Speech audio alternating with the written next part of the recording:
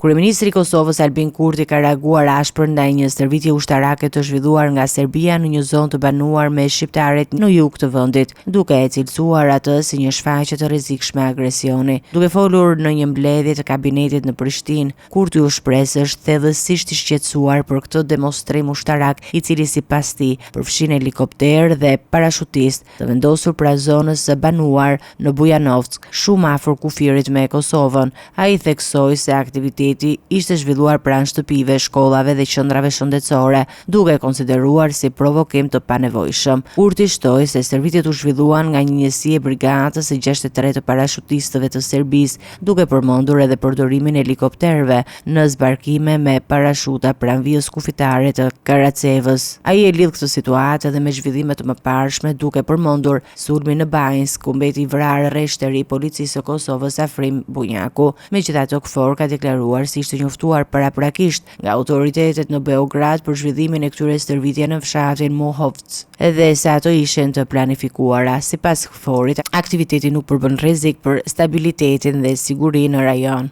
Zhvillimet e fundit tregojnë për një rritje të tensioneve në zonat kufitare mes Kosovës dhe Serbisë, ndërsa deklaratat e kundërta të palëve reflektojnë klimën e brisht të sigurisë dhe mungesën e besimit mes dy vendeve.